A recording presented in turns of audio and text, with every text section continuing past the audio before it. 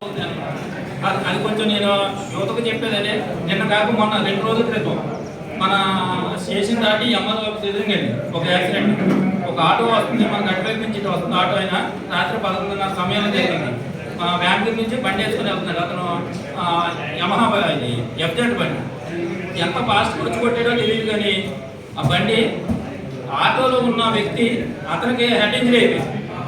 ఆటోలో ఉన్న వ్యక్తి హెడ్ ఇంజరీ అయిందంటే చూడండి, బైక్తో ఆటో కుట్టితే ఆటోలో ఉన్న అతను హెడ్ ఇంజరీ అయింది, ఇతను చనిపోయాడు. ఈ బైక్ మీద ఉన్న అతను చనిపోయాడు. ఆ ఆటో మొత్తం కూడా నుంచి అయిపోయాడు. అంటే ఎంత ఫాస్ట్గా వెళ్తే అంత యాక్సిడెంట్ అవుతుందో ఒకసారి ఆలోచించండి. ఆ టైంలో 11:30 ఆ టైంలో జరిగింది. స్పాట్లో మన గవర్నమెంట్ హాస్పిటల్ ఎదురుగానే ఉంది.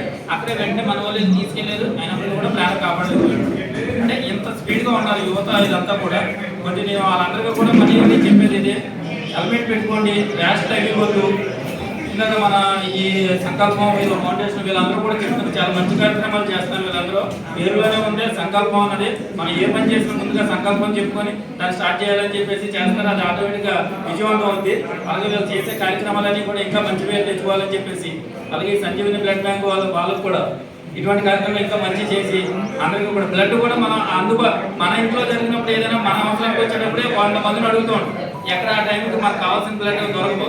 ఇలాంటి ఫౌండేషన్స్ ఇవన్నీ అన్నీ ఉండడం వల్ల వాళ్ళు కన్సల్ట్ చేసిన వెంటనే ఎవరో తెలిసిన వాళ్ళు మన తెలుగు వీళ్ళందరూ కూడా చాలా క్యాంప్స్ నిర్వహించారు.